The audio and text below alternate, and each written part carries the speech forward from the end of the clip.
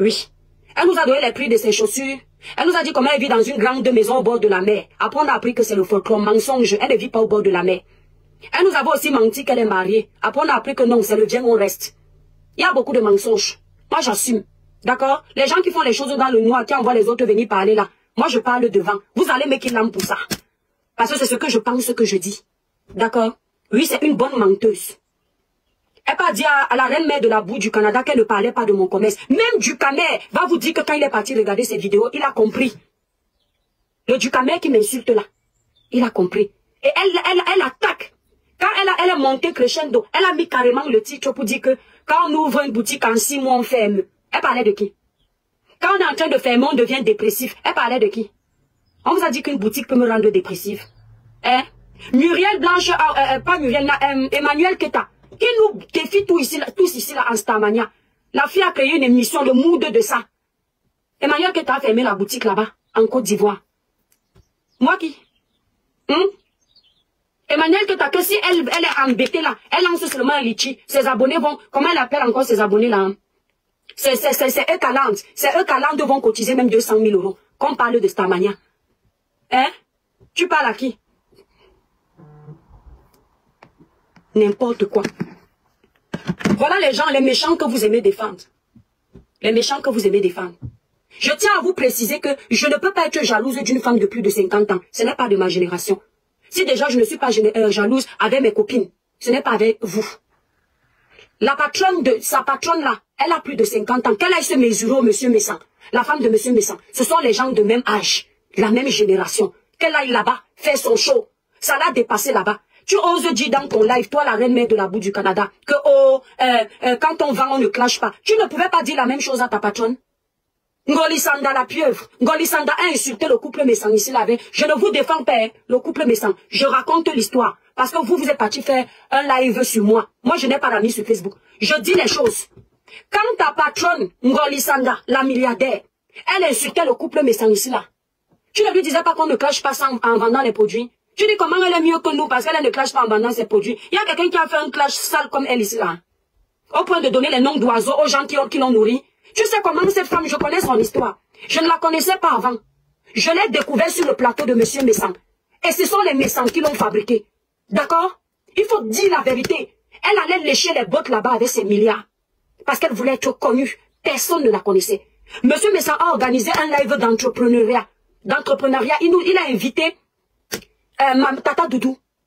Les gens oublient vite. Il m'a invité. Et je suis partie dans ce live uniquement pour parler de travail. La haine avec la femme là commence comment? On nous a posé des questions. Pendant que je suis en train de répondre, elle écrit en bas que je suis malhonnête. Que je ne suis pas honnête.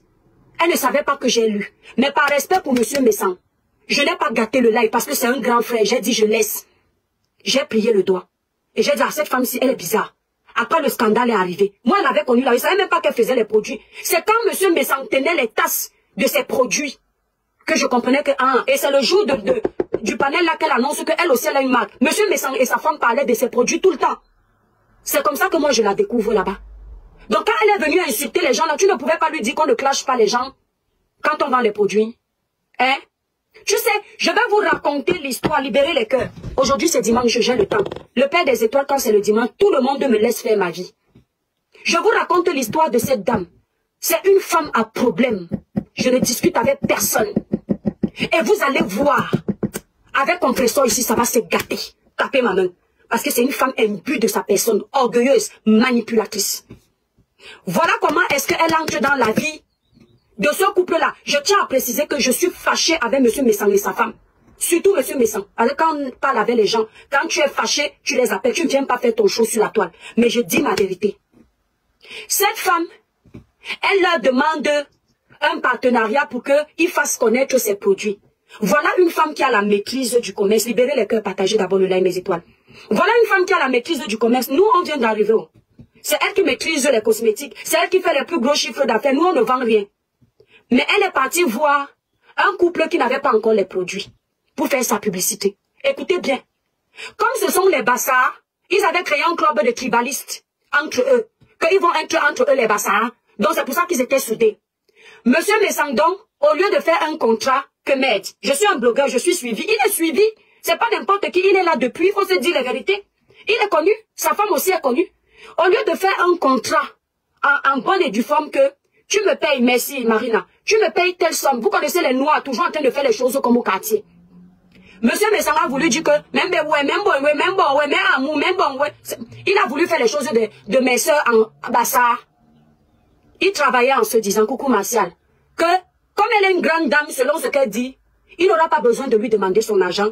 Il va travailler, le moment venu, elle va faire comme une grande dame. Parce qu'à l'époque, il n'y avait pas besoin de contrat. Avant, c'était la parole qui comptait. Quand tu disais quelque chose à quelqu'un, on savait que tu es une grande personne quand tu respectais tes promesses. Mais aujourd'hui, les mythos comme ça, les bandits, les escrocs, ils ont tout gâté. On est obligé d'écrire. Il a fait la promotion de cette femme. Dans tous les lives qu'il faisait, je me souviens, ce que moi je voyais, il ne parlait que de cette dame. Et il faisait ses placements. Sa femme, il appelait quoi? Boss. Quand maintenant il faut donner l'argent du couple Messang, elle commence à faire son riz des sorcières. Elle commence à dire que quand moi je serai riche, vous connaissez les mots des manipulateurs là. Elle a oublié qu'elle était milliardaire. Hein. Elle voulait déjà payer les monsieur Messanjar. Elle lui fait un petit cadeau. Elle considère que c'est la paye. Non, on ne mélange pas. Toi qui maîtrises la gestion d'un commerce, on ne mélange pas le commerce et le privé. Si tu donnes quelque chose à quelqu'un dans la vie de l'amitié, ça n'a rien à voir avec ce que tu dois lui donner dans le contrat de travail. Elle voulait les flatter avec les chaussures, les machins comme ça. C'est là où commence leur problème parce que monsieur Messang réclame son argent. Entre-temps, cette fille-là, pour vous dire que c'est une femme à problème, il y avait un anniversaire qu'ils avaient fait. J'avais été conviée à cet anniversaire par un ami en commun. Et Dieu est tellement grand.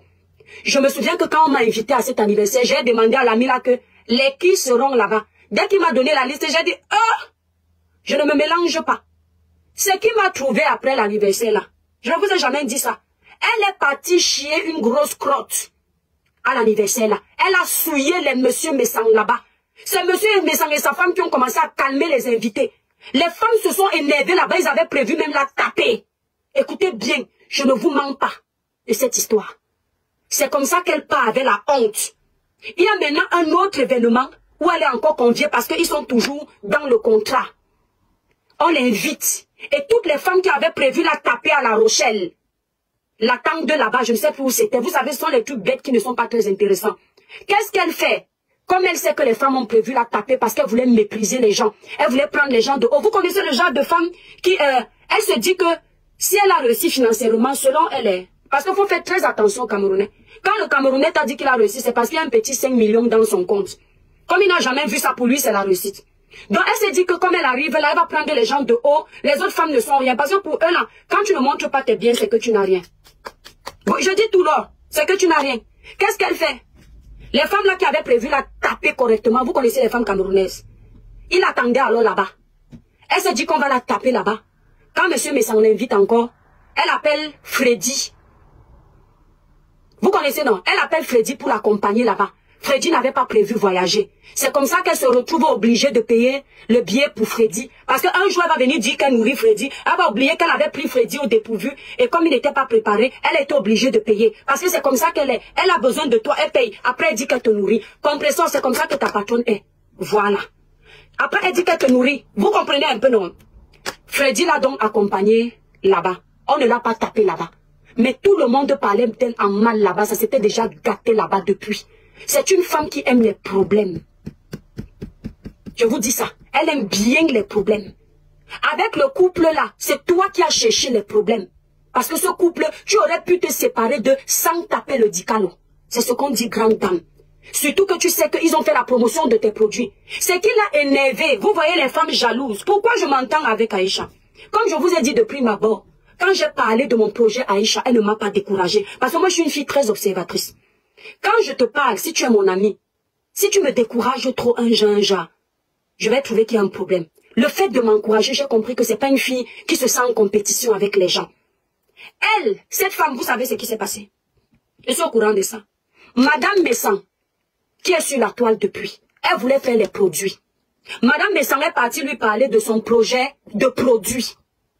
Comme elle voit que Madame Messang va faire les produits et Madame Messang est connue sur la toile, elle se dit forcément que ça aura un impact négatif sur ses ventes à elle. Madame Messang lui dit qu'elle veut faire les produits pour les femmes. Elle dit à Madame Messang que Madame Messang doit faire les produits des enfants. Un temps, je vais vous dire quelque chose pour vous dire comment les gens sont. Pour vous dire que mes idées viennent de moi-même. Quand je lançais Cribiclair, je voulais lancer la gamme des enfants en même temps. Je me souviens, j'avais préparé les packaging. Quand je cause avec Aïcha, elle me dit, l'étoile ne prend pas mal. Mais je ne te mens pas que les produits des bébés ne sortent pas beaucoup. Parce que les femmes n'aiment pas acheter les produits des bébés. Aïcha m'a dit ça. Pourtant, c'était dans mon projet. Elle sait que les produits des bébés ne sortent pas. Regardez le mauvais cœur. Elle dit à Madame Messan d'aller faire la gamme des bébés. Parce qu'elle sait que si Madame Messan se lance dans la gamme des bébés, elle va taper poteau. Comme ça, entre-temps, l'autre va taper poteau. Elle va continuer à vendre. Sauf que Madame Messan, je vous ai dit que l'eau calme est la plus dangereuse. Vous pouvez voir une femme calme, mais son cerveau fonctionne à 1000 à l'heure. C'est quand vous vous agitez là même qu'elle vous écrase. Comme Madame Messan est l'eau calme. Mais très... Madame Messan a dit que tu m'as vraiment vu comme ton enfant, hein. Ça te rate. Je vais te montrer qu'ensemble on est bassin, on se connaît. Madame Messan est partie sortir de Noailles. Elle est partie sortir les produits des grands. Voilà là où pour eux commence. Voilà où ça se gâte. Parce que les autres vendent, elle aussi elle vend. Elle a cru qu'on va arracher tous les clients. Donc comme elle est venue faire le placement de produits chez les autres là, les autres aussi ils ont leurs idées de création. Comme on me dit ici que je suis partie tricher Aïcha. Donc comme je parle déjà avec Aïcha, mon projet que j'avais avant, je dois laisser. Parce qu'en un mois je cause avec Aïcha. C'est la même chose. Ou après elle est partie dire que les autres ont triché son projet. Donc Madame Messan ne voit pas les gens vendre sur la toile. Madame Messan ne peut pas aussi se dire que au lieu de rester ici là sur Meta sans rien faire, je peux aussi venir faire mon placement de produits. Madame Messan n'a pas le droit parce que c'est toi qui as l'exclusivité sur les réseaux sociaux. Mais vous êtes malade, hein. Vous êtes malade, hein. Mais vous ne verrez pas ça chez les Chinois. Toi là, Ngoli Sanda, là-bas à Nantes où on était, comment dire, voisine. Voisine quand j'habitais à Nantes, façon de dire, j'ai jamais été voisine de palier avec elle. Tu connais Bouffet, où on va faire les courses des Africains. Nul n'est épargné de noix, il ne faut pas me provoquer, je suis comme ça, vous me connaissez. Là où on va faire les courses là-bas à Bouffet, il y a combien de Chinois au même endroit? Mes étoiles, allez à Bouffet. Le fief des produits exotiques d'Afrique. Il y a au moins 7 Chinois au même endroit. Toi, Ngoli Sanda, tu as déjà appris que les Chinois l'ont bagarré par jalousie? Jamais. Depuis des années qu'on est dans cette ville. Les Chinois là ne se sont jamais insultés. Quand il y a quelqu'un qui vient dans la boutique d'un Chinois, il est en train d'acheter les choses. S'il y a un produit qui manque au Chinois là, il te dit que je suis là-bas. Il te dit que va acheter là-bas chez mon frère. Lui, il a ça. Les Chinois là sont soudés comme ça. Et tu as vu le magasin de quelqu'un chuter là-bas à Nantes? Ils sont tous là-bas depuis des années. Nous sommes arrivés tous jeunes ici là, dans la ville. On les a vus évoluer. Ils sont encore là. Ils sont tombés alors qu'ils vendent tous la même chose. Pourquoi vous êtes comme ça? Par contre, vous, les Camerounais qui êtes là-bas, à Bouffet, vous voyez comment vous faites les scandales, non? Vous faites les commérages entre vous. Comment vous faites même les remèdes? Il faut venir expliquer aux gens comment la boutique de ton Congolais où tu faisais les ongles, là-bas à Nantes, est tombée. Il faut venir leur expliquer ça. Tu comprends un peu? Il faut leur dire comment c'est tombé.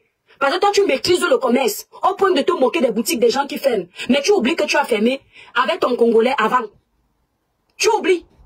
Je ne parle pas de ta vie privée, ça ne m'intéresse pas. Je ne sais pas rentrer dans les vies privées des gens. Je parle de ton commerce. Puisque tu as parlé de mon commerce. Il faut dire aux gens comment c'est tombé. Ok? Parce qu'on maîtrise le commerce comme toi. On peut venir nous narguer. Moi, je vends. Nous, on s'en fout de tes ventes. On n'en a rien à foutre de tes ventes. Comment tu peux faire tomber une boutique, toi qui maîtrises tout? Et puis ça s'assoit, ça dit, moi j'ai plein de boutiques qui sont tombées, hein, je sais. Mais si tu sais pourquoi toutes les boutiques sont tombées, si toutes les boutiques sont tombées, il manque quelque chose dans ta gérance. Allez parler aux gens qui ne vous comprennent pas quand vous parlez, hein, qui ne savent pas ce que vous êtes en train de dire. Parce que si tu me dis que tu es un meilleur gestionnaire d'entreprise, et puis tu me dis que toutes les boutiques que tu avais physiques sont tombées, mais je vais comprendre qu'il y a un problème dans ta gestion. Oui. Si tu ne viens pas me dire que tu as eu un problème autre que ça, tu me dis comment tout ce que tu vendais, c'est là où toi tu as compris que tu ne peux plus avoir une boutique physique parce que tu as fait tomber les boutiques. Maintenant tu es dans le e-commerce. Mais ça veut dire que toi-même aussi tu es bête comme moi. Moi je suis tombée parce que moi je suis nulle en commerce. J'ai fermé la boutique parce que je ne sais pas vendre. Je ne connais rien. Parce que je vends le faux, ça brûle les gens. Ok. Tes produits sont bons. Mais pourquoi tes boutiques à toi sont tombées, ma? Où tu viens te trouver avec nous sur le e-commerce? C'est bien parce que dans l'avion on peut se casser la gueule, non? On peut arriver quelque part que ça se passe mal, non? Ok. Ok. Quand on est encore dans le commerce, là, on ne se moque pas d'un commerçant. Ah oui. Tu n'as pas le monopole du commerce, ma chérie. C'est Dieu qui a le monopole de tout. C'est Dieu qui a le monopole de tout. Méchante.